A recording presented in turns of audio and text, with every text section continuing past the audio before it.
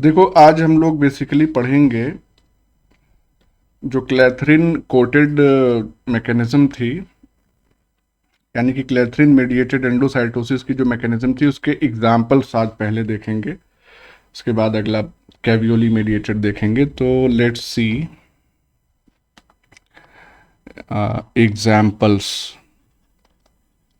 Of clathrin mediated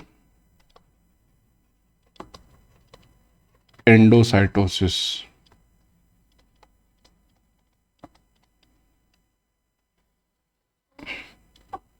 इसमें जो पहला एग्जाम्पल है, नंबर 1, वो है uptake of low density lipoprotein. तो ये पहला एग्जाम्पल हो जाएगा। अब इसमें थोड़ा सा डिटेल में हम लोग देखते हैं। लेट्स सी कि लो डेंसिटी लाइपोप्रोटीन जो है उसका बेसिकली कैसे अपटेक होता है इस मैकेनिज्म से, क्लैथरिन मेडिएटेड एंडोसाइटोसिस से। देखो, लो डेंसिटी लाइपोप्रोटीन होती क्या है, सबसे पहले तो ये जान लेते हैं। तो जैसे कि आपको समझ में आ रहा है कि लाइपोप्रोटीन है ये बेसिकली लो डेंसिटी लाइपोप्रोटीन। इसका मतलब इसमें प्रोटीन का पार्ट होगा और लिपिड का कंपोनेंट भी होगा। इसको एक इमेज से समझते हैं।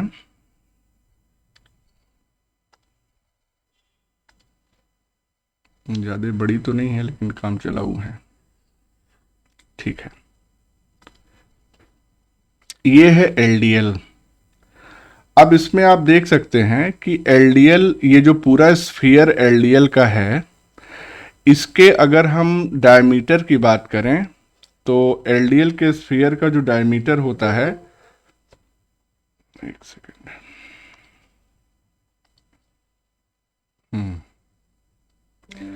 तो एलडीएल के स्फीयर का जो डायमीटर होता है वो 20 टू 25 नैनोमीटर होता है। पहली चीज। दूसरी बात यह है, चूंकि ये लाइपोप्रोटीन है तो प्रोटीन वाला कंपोनेंट भी होगा।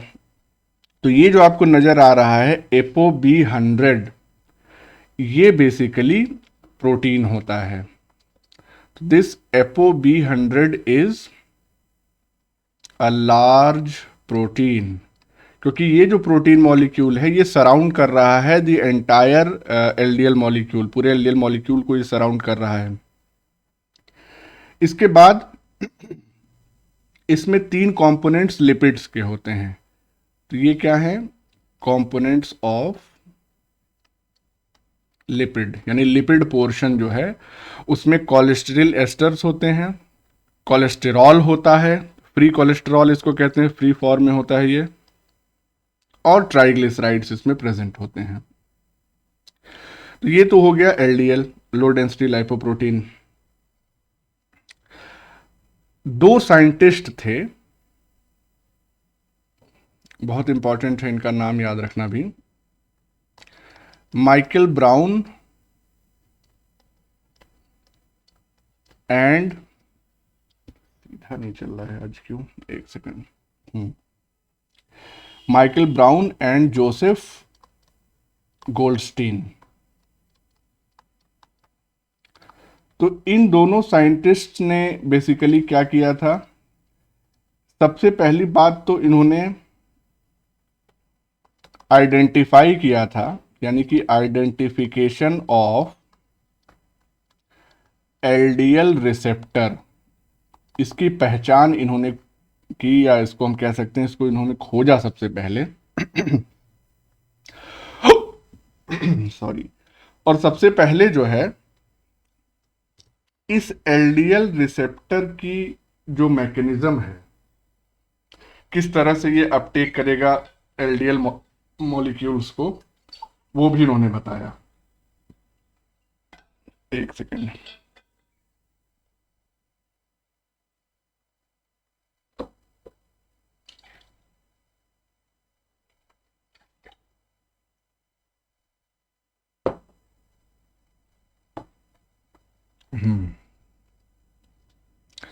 तो यानी एलडीएल रिसेप्टर की खोज की इन्होंने, और नंबर 2 है uptake of LDL by mammalian sales.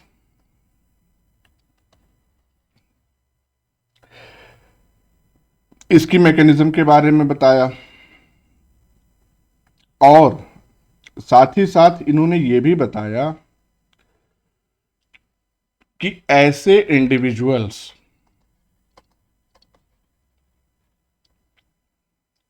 जिसमें एक स्पेसिफिक टाइप की जेनेटिक डिजीज होती है,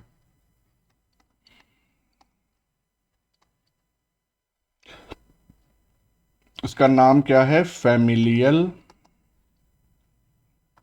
हाइपर कोलेस्टेरोलीमिया,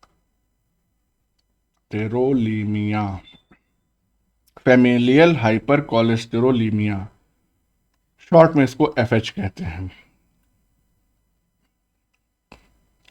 इन इंडिविजुअल्स में जिसमें ये जेनेटिक बीमारी होती है, इसमें एलडीएल रिसेप्टर में म्यूटेशन हो जाता है, यानी कि म्यूटेशन इन एलडीएल रिसेप्टर। और जब ये म्यूटेशन होता है एलडीएल रिसेप्टर में, तो इससे क्या होता है, normal uptake of LDL by liver cells and peripheral tissues. Peripheral tissues का मतलब ये हो गया जो स्किन के आसपास, यहां चल नहीं रहा, पेरिफेरल टिश्यूज या सबक्यूटेनियस रीजन की हम बात करें, क्यूटेनियस मतलब स्किन होता है, स्किन के नीचे के इलाके की बात कर रहे हैं। तो पेरिफेरल टिश्यूज में जो नॉर्मल अपटेक है एलडीएल का, वो क्या हो जाता है, इज प्रिवेंटेड। ठीक है, तो इतनी डिस्कवरी के लिए स्पेशली एलडीएल रिसेप्टर और ये जो बीमारी है, ये जेनेटिक डिजीज जो है फैमिलियल हाइपर कोलेस्टेरोलीमिया, इसके लिए इनको मिला, इन दोनों लोगों को, नोबेल प्राइज। नोबेल प्राइज कब मिला, 1985 में। तो हमने एलडीएल का स्ट्रक्चर देख लिया, अब जरा हम एलडीएल रिसेप्टर का स्ट्रक्चर देख लें तो थोड़ा और क्लियर हो जाएंगी चीजें। लेट्स सी, स्टॉप,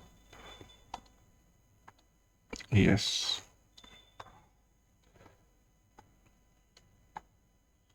तो ये है बेसिकली एलडीएल रिसेप्टर।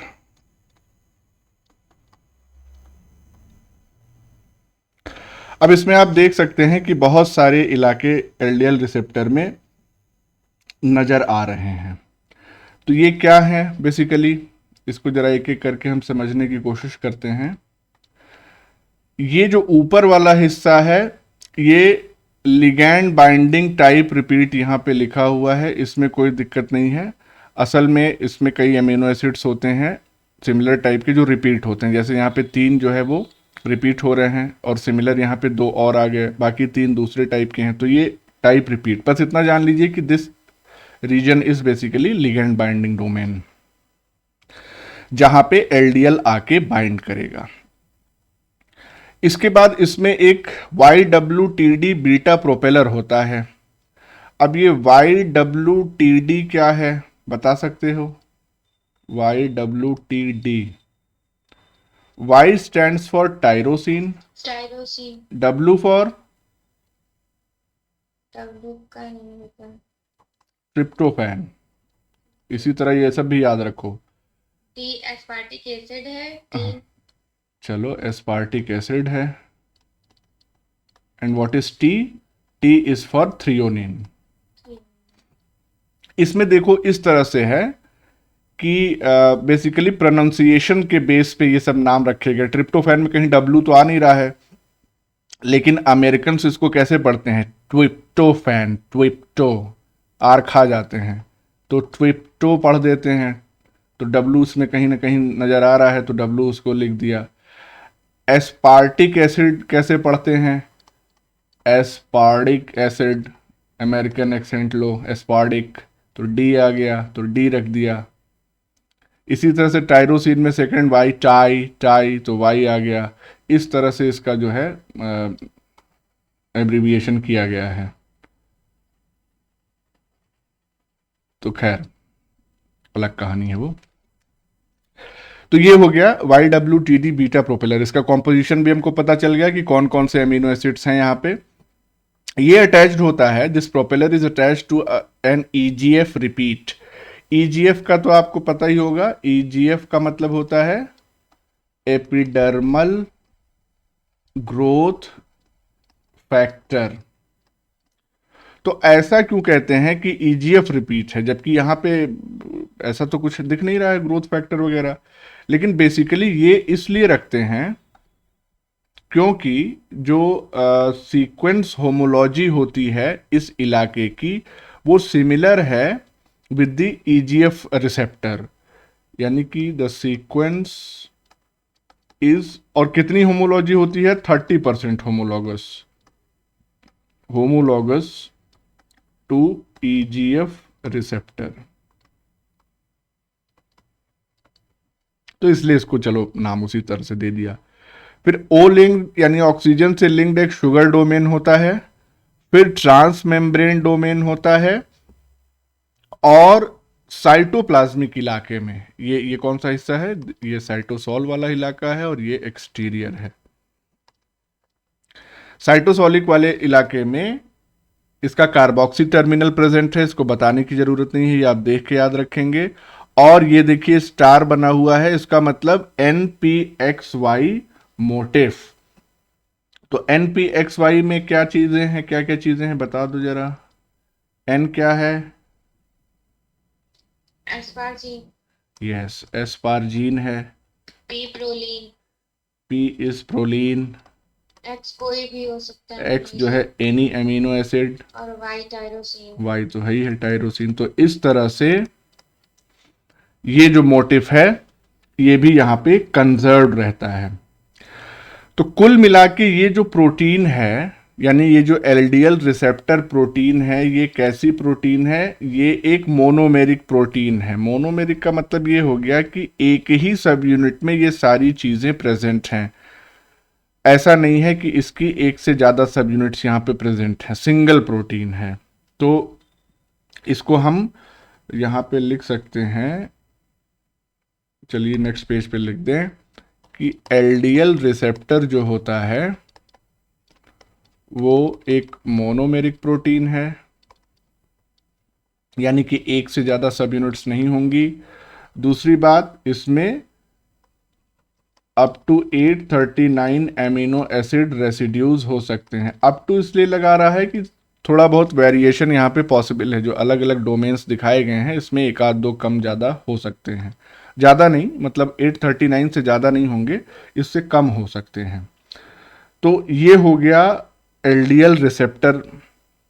तो LDL का भी स्ट्रक्चर हमने देख लिया और LDL रिसेप्टर का भी। अब ध्यान क्या देना है यहाँ पे कि ये जो हमने ये डोमेन बताया या ये मोटिफ बताया NPXY मोटिफ, ये बड़ा ही क्रूशियल होता है। तो जो NPXY मोटिफ होता है इट इज क्रूशियल। और क्रूशियल क्यों होता है? क्योंकि it binds to AP2 complex. याद है कुछ AP2 कॉम्प्लेक्स के बारे में कि किस? हाँ, अडाप्टर प्रोटीन है बेसिकली, और ये AP2 कॉम्प्लेक्स ही क्लैथरीन से, क्लैथरीन को मेम्ब्रेन से अटैच करने में इंपॉर्टेंट रोल प्ले करती है। और इस AP2 कॉम्प्लेक्स से ये मोटिफ जो है वो अटैच होता है। इसका मतलब कि पूरे रिसेप्टर को AP2 कॉम्प्लेक्स से अटैच करने की जिम्मेदारी इसी मोटिफ की होती है। इसीलिए बड़ा क्रूशियल होता है। अगर ये मोटिफ डिस्टर्ब हुआ तो इसका मतलब कि जो रिसेप्टर है वो मेम्ब्रेन से अटैच नहीं हो पाएगा और वो पार्टिसिपेट नहीं कर पाएगा आगे की प्रोसेस में, यानी एंडोसाइटोसिस में। अब इसकी मैकेनिज्म समझने के लिए हमको एक इमेज की दरकार है जो आपकी बुक से ही है. Let's see where is the image. It is ये है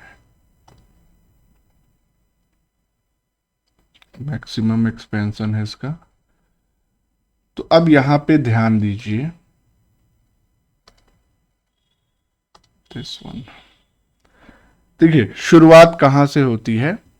सबसे पहले ये जो एलडीएल रिसेप्टर है, इस एलडीएल रिसेप्टर की का लोकलाइजेशन जो है वो प्लाज्मा मेम्ब्रेन पे होगा.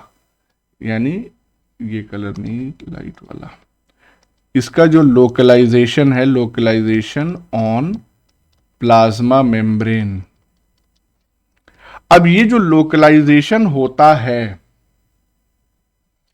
ये लोकलाइजेशन जो है वो सेल की नीड्स पे डिपेंड करता है. सेल को जब एलडीएल अपटेक करना होगा तब वो ज्यादा से ज्यादा रिसेप्टर की सिंथेसिस करेगी और वो भेज देगी इसको. समझ में आ रहा है.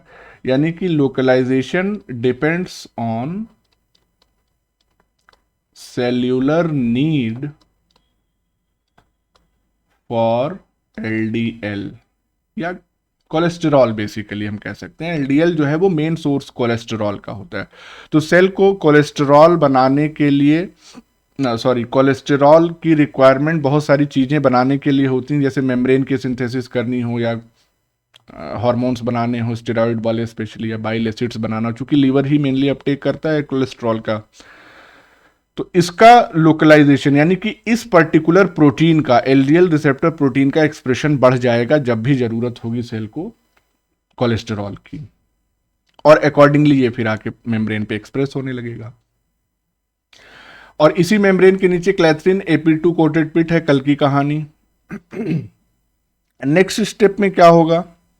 नेक्स्ट स्टेप में ये होगा कि ये पिट तैयार हुआ. ठीक, दिस इज पिट. अब ये पिट जो है इसकी पिंचिंग ऑफ होगी.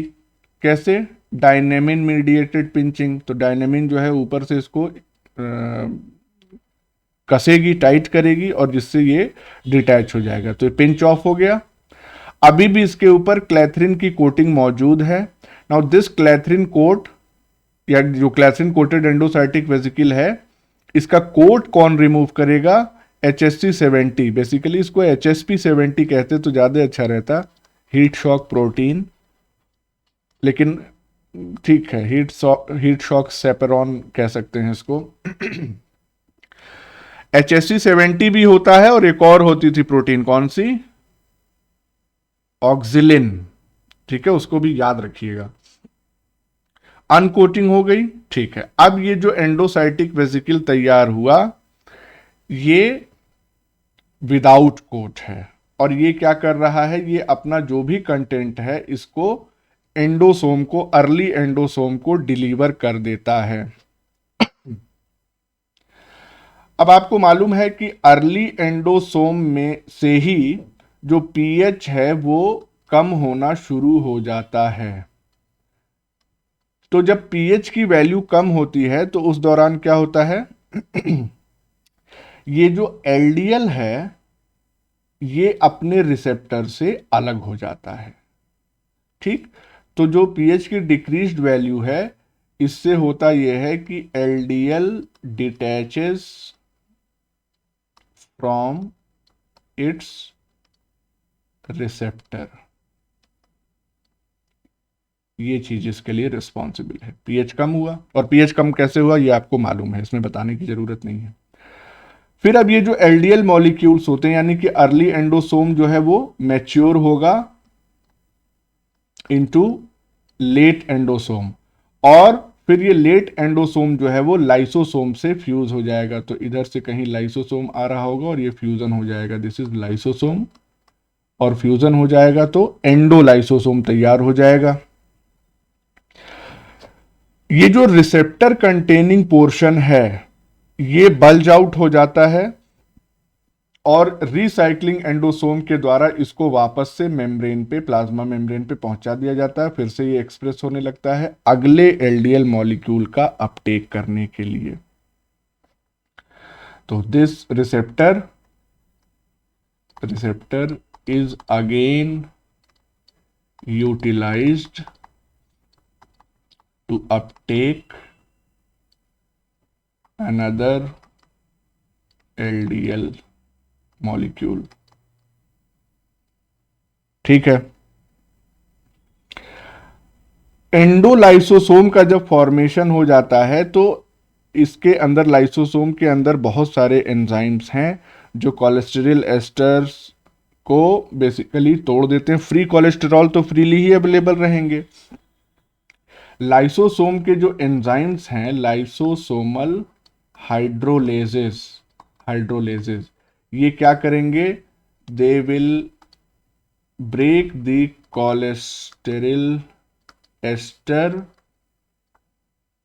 और इसको कन्वर्ट कर देंगे, यानी कि ये यहाँ पे एक्ट कर रहा है इसी एंडोलाइसोसोम के अंदर, और इससे हमको मिल जाएगा कोलेस्टेरॉल प्लस, ज़्यादा ही नीचे हो गया, कोलेस्टेरॉल एंड फैटी एसिड्स,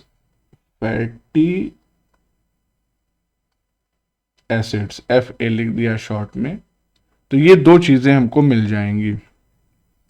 साथ ही साथ इसका जो एपोप्रोटीन था, यानी कि ApoB100 प्रोटीन, वो भी डिग्रेड हो जाएगा। ApoB100 protein degraded by lysosome. ये काम भी यहीं पे हो जाएगा। ठीक, तो इसमें कोई कंफ्यूजन हो तो बताइए। बहुत आसान था। एलडीएल रिसेप्टर है, ये जब जरूरत होगी सेल को कोलेस्टेरॉल की, तब ये एक्सप्रेस होगा ज़्यादा। फिर ये बाइंड करेगा, बाइंड करने के बाद पिट बनेगा, इंटरनलाइज किया जाएगा, फिर वेसिकल तैयार होगा। वेसिकल की पिंचिंग डायनेमिन प्रोटीन से होगी। डायनेमिन प्रोटीन जब रिलीज कर देगी इस वेसिकल को, तो इसका जो क्लैथरिन कोट है, इसको रिमूव करने के लिए HSP70 और ऑक्सिलिन प्रोटीन जिम्मेदार होंगे। ये एंडोसाइटिक वेसिकल बिना कोट के है। ये फ्यूज करेगी अर्ली एंडोसोम से। अर्ली एंडोसोम में pH कम होता है, इस वजह से ये LDL जो है अपने रिसेप्टर से डिटैच हो जाएगा। अर्ली एंडोसोम जो है लेट एंडोसोम में मैच्योर होगा। लेट एंडोसोम लाइसोसोम से फ्यूज करके एंडोलाइसोसोम बनाएगा और इस LDL का डिग्रेडेशन होगा इस तरीके से। रिसेप्टर वापस चला जाएगा जहाँ पे ये नए LDL मॉलिक्यूल को अपटेक कर सकता है। यहाँ पे ये पॉइंट आप ध्यान रखिएगा कि पहले भी बता चुके हैं, खैर, कोलेस्टेरॉल की ज़रूरत क्यों पड़ती है? Used in synthesis of membrane. पहली चीज़ मेम्ब्रेन सिंथेसिस, दूसरा स्टेरॉइड हार्मोन्स, फिर बाइल एसिड्स। कोलेस्ट्रॉल के बहुत सारे फंक्शंस हम आपको बता चुके हैं, स्ट्रक्चर भी बता चुके हैं। खैर, नहीं भी याद हो तो भी यहाँ पे जितनी बातें दी हुई हैं दे आर सफिशिएंट। ये था हमारा पहला एग्जाम्पल। अब आते हैं एग्जाम्पल नंबर 2 पे।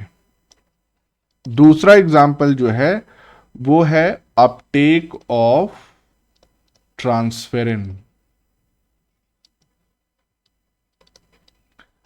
तो ट्रांसफेरिन जो है, देखिए, सेल को जब भी आयरन का अपटेक करना होता है तो वो इस ट्रांसफेरिन प्रोटीन का इस्तेमाल करती है, या बेसिकली ये ग्लाइकोप्रोटीन है। तो ट्रांसफेरिन के बारे में अगर एक आध दो पॉइंट्स हम देख लें कि क्या है ट्रांसफेरिन। क्या है ट्रांसफेरिन? जो है, पहली बात, ये आयरन की, क्या लिख दिया हमने, आयरन बाइंडिंग मोनोमेरिक प्रोटीन होती है। मोनोमेरिक का मतलब इसमें भी एक ही सब यूनिट होगी, ठीक है, लेकिन अभी आगे देखेंगे हम। और इसका जो मॉलिक्यूलर वेट होता है वो कितना होता है? 80 kDa। बेसिकली प्रोटीन से अच्छा है ग्लाइको, क्योंकि इसमें कार्ब्स भी अटैच्ड होते हैं, जैसा कि हमने एलडीएल रिसेप्टर में भी देखा था। ग्लाइकोप्रोटीन 80 केडीए की होती है। तो इस ट्रांसफेरिन, इस प्रोटीन को सेल्स जो है वो कैसे एक्वायर करती हैं। अच्छा, एक चीज और यहाँ पे इंपॉर्टेंट पॉइंट पहले जान लीजिए कि it is present as homodimer on the plasma membrane, यानी कि डाइमर के फॉर्म में प्रेजेंट रहती है। इकलौती ट्रांसफेरिन प्रोटीन की जब आप बात करेंगे तो वो मोनोमेरिक होगी, लेकिन दो ट्रांसफेरिन के मॉलिक्यूल्स जो है वो अटैच होके ट्रांसफेरिन रिसेप्टर जो है वो बनाते हैं। तो present as homodimer on the plasma membrane to form transferrin receptor. ठीक, ये जो होमोडाइमर्स हैं ये एक दूसरे से किस चीज से अटैच्ड रहते हैं? Attached by two disulphide bonds. अभी हम डायग्राम में देखेंगे तो चीजें और क्लियर हो जाएंगी। अब डायग्राम इसका तो कोई खास इस तरह का सच मिला नहीं, इसलिए हम आपको यहीं पे बना के दिखा देते हैं ताकि विजुलाइज कर सकें आप। It's like this. तो ये होमोडाइमर तैयार हो गया। अब इसमें ध्यान देने वाली बात क्या है कि इसके भी साइटोसॉलिक मोटिफ पे या साइटोसॉलिक डोमेन में एक स्पेसिफिक सीक्वेंस मोटिफ प्रेजेंट होता है। यानी यहां पे भी अगर हम स्टार बना दें लाइक दिस, तो ये स्टार बेसिकली किस चीज को रिप्रेजेंट कर रहा है? टायरोसिन एक्स एंड फाई को। तो यहां पे टायरोसिन तो समझ में आ रहा है, एक्स कोई भी एमिनो एसिड हो सकता है। ये फाई क्या है? ये कोई बल्कि हाइड्रोफोबिक एमिनो एसिड होगा, फाई, इसीलिए अलग से इसको डेजिग्नेशन दे दिया। तो कितने रेसिड्यूज हैं इसमें? 4 रेसिड्यूज, 4 एमिनो एसिड रेसिड्यूज। और जो काम, याद करिए, इस वाले एलडीएल रिसेप्टर में NPXY मोटिफ कर रहा था, यानी कि AP2 से अटैचमेंट का काम कर रहा था, वही काम जो है ट्रांसफेरिन रिसेप्टर में ये वाला डोमेन या ये वाला जो सीक्वेंस मोटिफ है वो करेगा। तो इसका क्या रोल है? What is its role? इस पूरे के पूरे का रोल यहां पे लिख दें कि helps in attachment of transferrin receptor to AP2।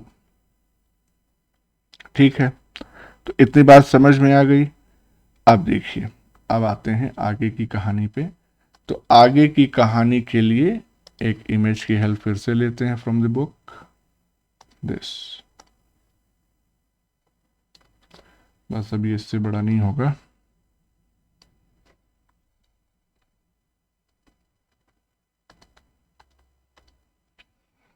तो यहां पे ध्यान दीजिए, ये ट्रांसफेरिन रिसेप्टर है, क्लेथरिन AP2 कोटेड। अभी पिट बना नहीं है, पिट तो बेसिकली ये हो जाएगा दिस।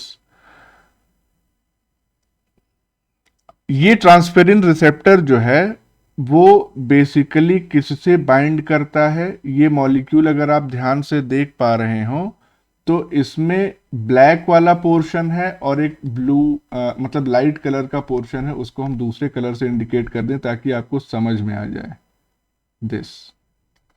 यहां पे भी इसको कलर कर दे रहे हैं, हाईलाइट हो जाएगा लाइक दिस। ये कलर दिख रहा है कि नहीं बच्चों? दिख रहा है। येलो वाला जो है। अब देखिए, होता ये है कि ये जो रिसेप्टर है ट्रांसफेरिन रिसेप्टर, ये ट्रांसफेरिन रिसेप्टर जो है वो एक मॉलिक्यूल से जुड़ता है जिसको हम कह रहे हैं, बाहर इसको कैसे बनाए, चलो यहीं बना देते हैं। ये वाला जो मॉलिक्यूल है this and this,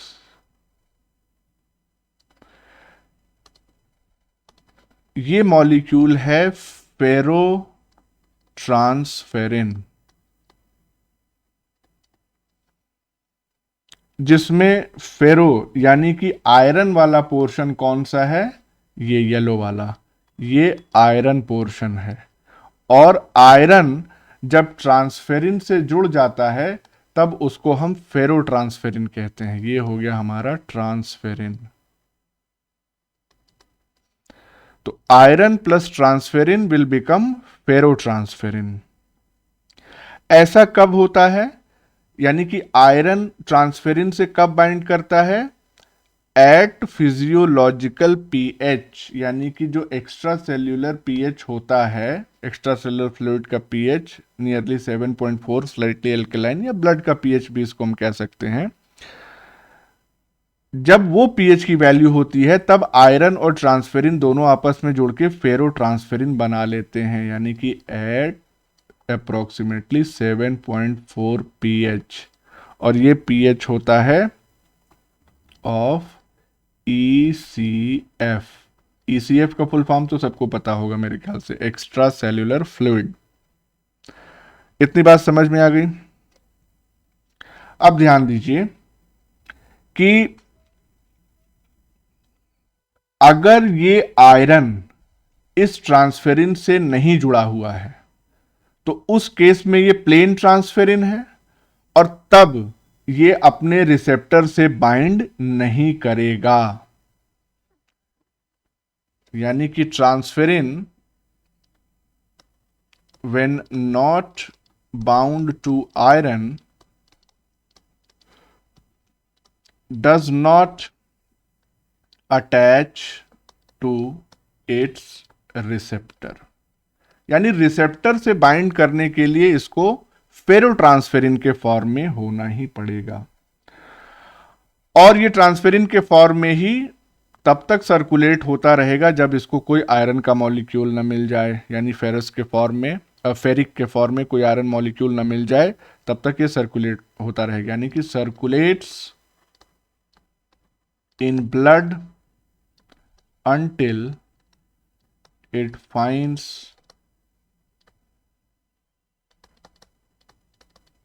an iron molecule and becomes ferrotransferrin।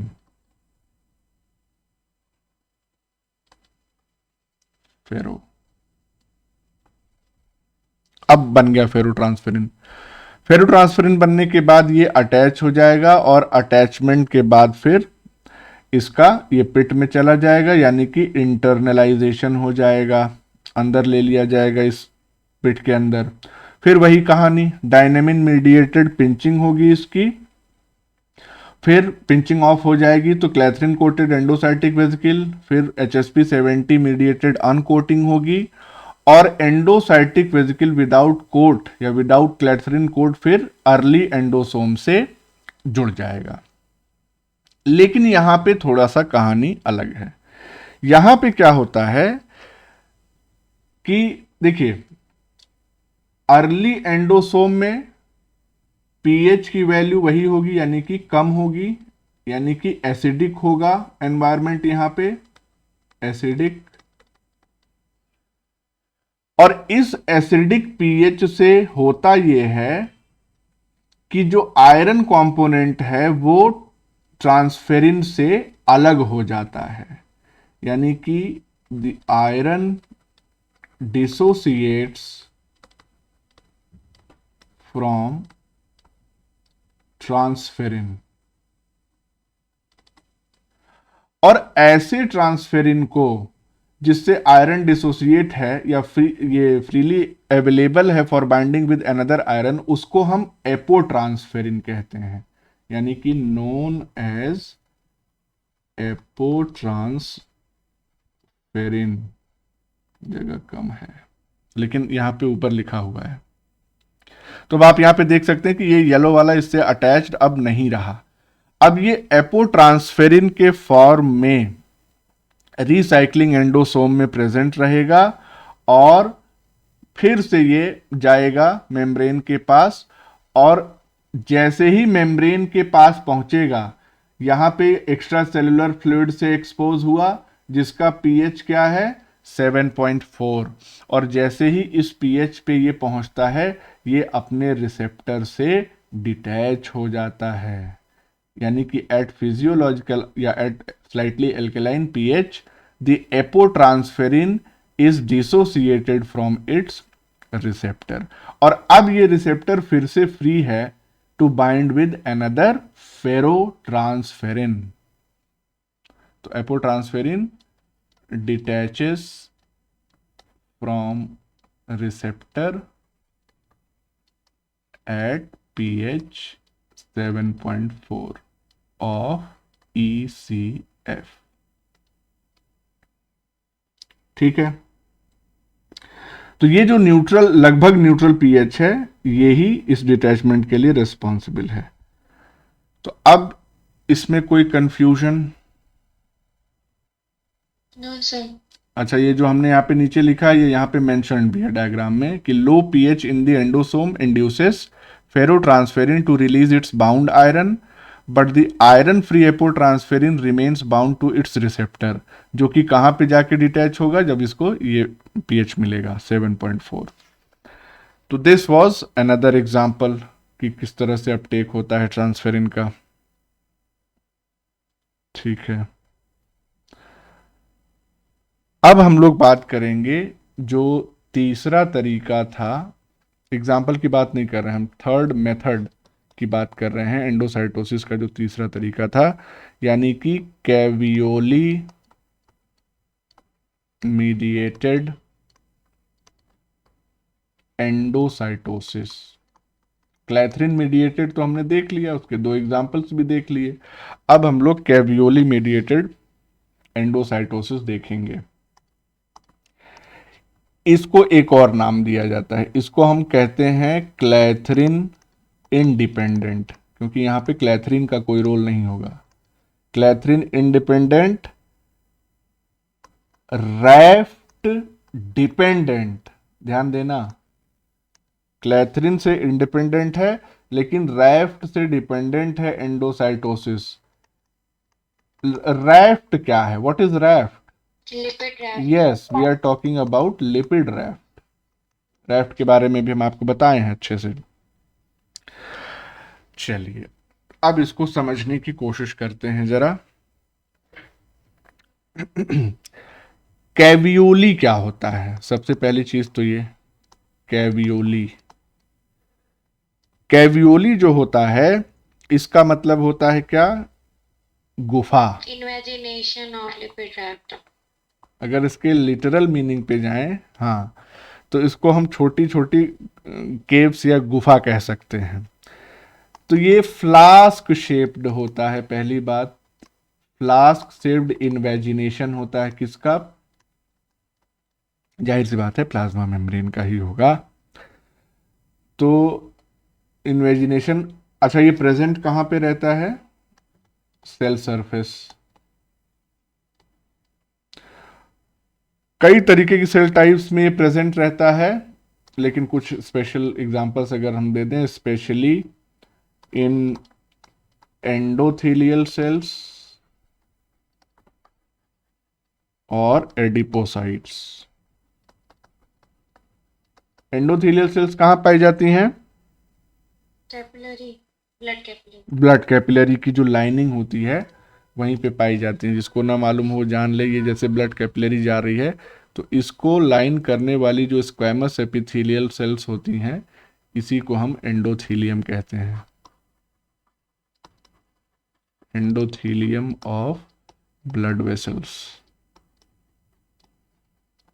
Adipocytes तो फैट को स्टोर करने वाली सेल्स ही है। खैर, ये जो फ्लास्क शेप्ड स्ट्रक्चर है या ये जो कैवियोली है, ये क्या होता है? It is rich in cholesterol and sphingolipids. देखेंगे वो वैसे भी मेम्ब्रेन का ही है पार्ट, तो मेम्ब्रेन में ये सारी चीजें तो पाई ही जा रही हैं, तो इसमें रिच होगा ही। इस कैवियोली का जो फॉर्मेशन है वो किसकी जिम्मेदारी है? नेक्स्ट पॉइंट यहां पे हम नोट कर दें कि caveolae formation is the responsibility of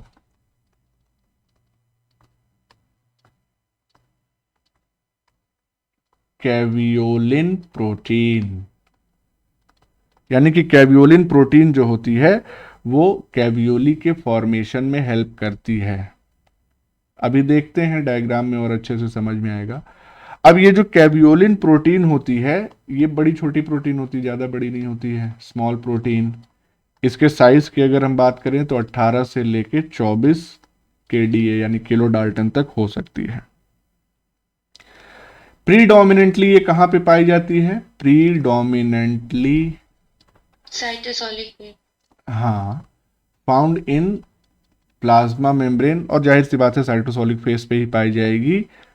लेकिन जो सेल की प्लाज्मा मेम्ब्रेन है उसके अलावा but also present in Golgi complex, यानी कि मेम्ब्रेन की ही बात हो रही, जहां भी पाई जाएगी मेम्ब्रेन पे ही पाई जाएगी, एंड ईआर। तो प्लाज्मा मेम्ब्रेन पे भी पाई जाएगी और गोल्जी की मेम्ब्रेन पे और ईआर की मेम्ब्रेन पे भी कुछ मात्रा में ये पाई जाती हैं। अब ये जो कैवियोलिन प्रोटीन होती है, ये क्या होती है? ये मोनोटॉपिक, मोनोटॉपिक का मतलब वही मोनोमेरिक से आप ले सकते हैं संदर्भ। मोनोटॉपिक इंटीग्रल प्रोटीन होती है। तो इंटीग्रल प्रोटीन का मतलब क्या हो गया? इसको हम आसानी से निकाल नहीं सकते हैं प्लाज्मा मेम्ब्रेन से।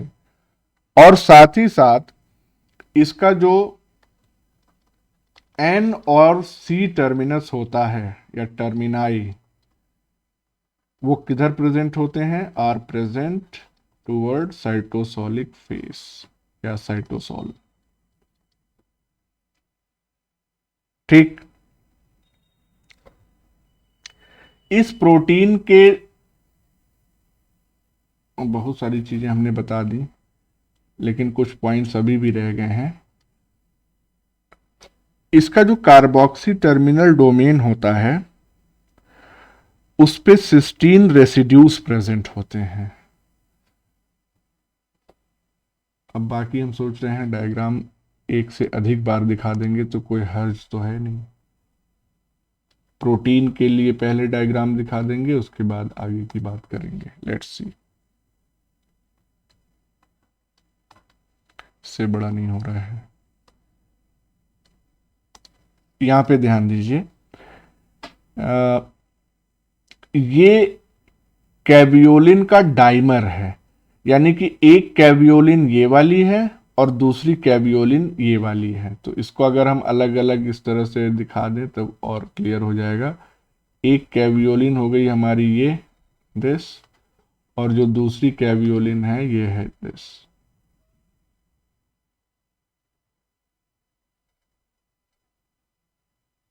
तो आप यहां पे ध्यान से देख सकते हैं कि जो सी टर्मिनल है, कार्बोक्सी टर्मिनल और एन टर्मिनल, ये दोनों जो है वो साइटोसॉल यानी कि अंदर की तरफ ही फेस कर रहे हैं।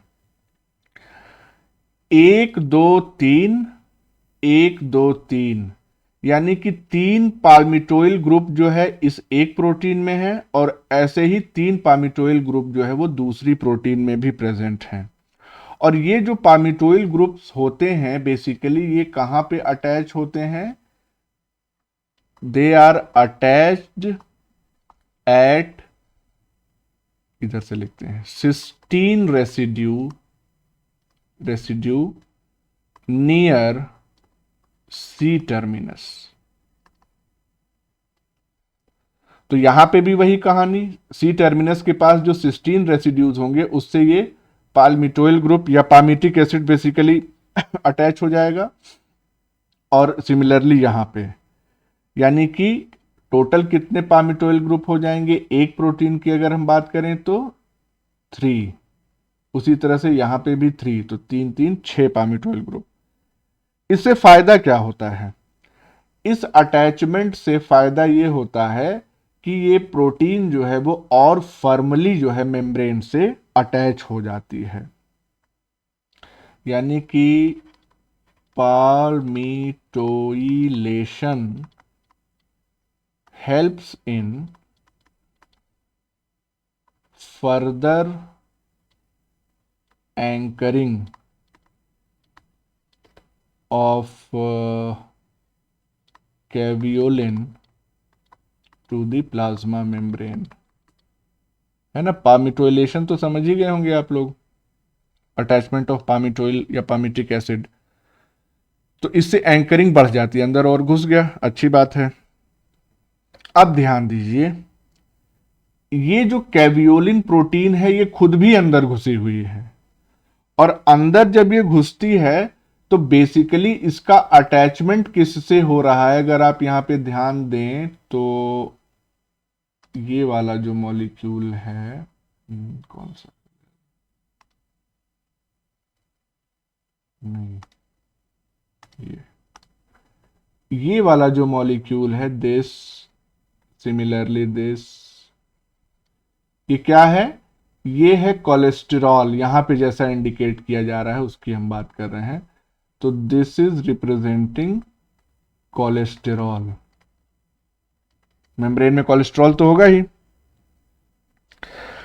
कैवियोलिन प्रोटीन जब कोलेस्टेरॉल से अटैच होती है तो क्या होता है? ये अटैचमेंट बड़ा ही स्ट्रांग होता है, फर्म अटैचमेंट होता है, और इस अटैचमेंट की वजह से ये पूरी की पूरी मेम्ब्रेन जो है वो अंदर की तरफ कर्व होने लगती है। तो अगर इस पॉइंट को हम यहां पे लिख दें कि attachment of caveolin with cholesterol forces the membrane bilayer to curve inward, और इसी प्रोसेस की वजह से क्या होता है? Leading to formation of caveolae. देख रहे हैं यहां पे ये सिंगल प्रोटीन का अटैचमेंट दिखाया गया या सिंगल डाइमर का अटैचमेंट दिखाया गया है प्लाज्मा मेम्ब्रेन से। लेकिन अगर बगल वाले डायग्राम पे हम ध्यान दें तो 1 2 3 4 5 6 7 8 ऐसे बहुत सारे कैवियोलिन डाइमर्स जो है वो अटैच होते हैं, और हर एक डाइमर अपनी तरफ ये पुल करता है, फोर्स करता है, तो पूरी की पूरी ये जो मेम्ब्रेन है, इतना इलाका मेम्ब्रेन का, वो अंदर की तरफ इनवर्डली जो है वो कर्व हो जाता है, जिसकी वजह से ये कैवियोली का स्ट्रक्चर पूरा तैयार हो जाता है। इसी को हम कहते हैं कैवियोली। ठीक है, अब एक बार ये कैवियोली बन गया तो क्या होगा? कैवियोली फिर से उसी मैकेनिज्म से डायनेमिन जो है इसकी पिंचिंग ऑफ कर देगी, और पिंचिंग ऑफ करने के बाद ये डिसोसिएट हो जाएगा। डिसोसिएट होने के बाद ये एंडोसोम जैसे किसी वेजिकल से एसोसिएट होगा, और ये जो वेजिकल होता है एंडोसोम लाइक, इसको हम कैवियोसोम कहते हैं। और एक स्पेसिफिक फीचर इसका होता है कि इसका एसिडिक नहीं होता है पीएच, न्यूट्रल पीएच होता है। तो यानी कि कैवियोसोम जो है वो बड़ा इंपॉर्टेंट रोल प्ले करता है in this entire caveolae mediated endocytosis. अच्छा, अब इसके बाद मान लीजिए कि ये जो अर्ली एंडोसोम तैयार हो गया तो उसके बाद जो काम होना होगा वो हो जाएगा, उसमें कोई दिक्कत नहीं है। एक्चुअली में यहाँ पे डिग्रेडेशन जो है वो भी होता है, और साथ ही साथ कुछ ऐसी चीजें कैवियोली मेडिएटेड एंडोसाइटोसिस से सेल अपटेक करती है जिसके डिग्रेडेशन की जरूरत नहीं पड़ती है, उसको एज सच यूटिलाइज करना होता है।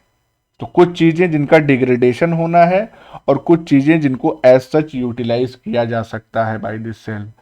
जैसे कैवियोली मीडिएटेड एंडोसाइटोसिस का अगर हम आपको एग्जाम्पल बताएं कि कहाँ कहाँ या किस किस चीज के लिए हो सकता है, तो एग्जाम्पल भी अगले पेज पे लिख दे रहे हैं। This method of endocytosis is employed for the uptake of, जैसे मान लीजिए कि एल्ब्यूमिन प्रोटीन का अपटेक करना है। हमने अंडा खाया, एल्ब्यूमिन प्रोटीन जो है वो डाइजेस्ट हुई और अमीनो एसिड उसमें कन्वर्ट हो गई, लेकिन फिर से लीवर ने उसको सिंथेसाइज किया, सिंथेसाइज करके रिलीज किया ब्लड में, बाकी सेल्स को उसको लेना है, तो उसका अपटेक जो है वो कैवियोली मीडिएटेड एंडोसाइटोसिस से होगा। फॉलिक एसिड बड़ा इंपॉर्टेंट विटामिन है। कौन सा विटामिन है ये? E. है फॉलिक एसिड, बताओ। अब खोज लो जल्दी से नेट पे। कोलेरा टॉक्सिन, फॉलिक एसिड नहीं मालूम है? बी ग्रुप का विटामिन है, और कौन सा है? अरे भैया भूल गए। हाँ देखो, ऐसा है, फॉलिक एसिड जो है वो बहुत इंपॉर्टेंट रोल प्ले करता है अलॉन्ग विद द साइनोकोबालामीन, जो ब्लड के फॉर्मेशन के लिए बहुत जिम्मेदार होता है। और साथ ही साथ फॉलिक, वो तो साइनोकोबालामीन बेसिकली होता है, फॉलिक एसिड जो है नर्वस सिस्टम के डेवलपमेंट के लिए, इसीलिए कभी भी जो प्रेग्नेंट महिलाएं होती हैं उनको फॉलिक एसिड का सप्लीमेंट दिया जाता है, स्पेशली इन दी सेकेंड या थर्ड ट्राइमेस्टर के दौरान दिया जाता है, क्योंकि नर्वस सिस्टम बन रहा होता है बच्चे का उस समय लास्ट में, तो उस दौरान फॉलिक एसिड सप्लीमेंटेशन दिया जाता है कि प्रॉपर डेवलपमेंट हो नर्वस सिस्टम का। खैर, अंकुरित चने में फॉलिक एसिड पर्याप्त पाया जाता है, तो वो भी खा के काम चलाया जा सकता है, इसीलिए हेल्दी डाइट सजेस्ट की जाती है। तो ये सब जो चीज़ें हैं, ये कुछ एग्जांपल्स हैं जो कैवियोली मीडिएटेड एंडोसाइटोसिस के थ्रू अपटेक जिनका किया जाता है। अब ये कोलेरा टॉक्सिन, सोचो टॉक्सिन भी चला आता है सेल के अंदर, तो इसीलिए तो होस्ट और पैरासाइट जो है साथ साथ इवॉल्व करते हैं। इसमें कोई कंफ्यूजन है इस पूरी प्रोसेस में? बताओ। No, sir. हो गया ना सबको क्लियर? सारे बच्चे बोलें। Yes, sir. ठीक Yes, sir. ठीक, ओके ओके। तो इस तरह से हमने ये कैवियोली मीडिएटेड भी देख लिया, 3 हमने देख लिए। चौथा है, चौथा ऐसे ही है, कोई खास नहीं है बहुत। नंबर 4 है क्लैथरिन एंड कैवियोली इंडिपेंडेंट एंडोसाइटोसिस। इसकी देखिए बहुत डिटेल मैकेनिज्म पता भी नहीं है, और जितना पता है उतना भी आपको जानने की कोई जरूरत नहीं है। आपको जानना क्या है यहाँ पे? हाँ जी, पहले भी तो यही लिखी थी। कहाँ पे? Catherine independent. वो क्या कैवियोली वाले में, इसीलिए कहे थे ध्यान से पढ़ लो। क्लैथरिन इंडिपेंडेंट, रैफ्ट डिपेंडेंट, यही वाला कह रही हो? Yes sir. अब समझ में आ गया? अब इसको पढ़ो, क्लैथरिन एंड कैवियोली इंडिपेंडेंट, न क्लैथरिन का रोल है न कैवियोली का। इन इसमें बेसिकली आपको क्या जानना है? इसमें कुछ नहीं जानना है, इसमें जानना है एक एग्जाम्पल। एग्जाम्पल क्या? कि bacteria and viruses use this method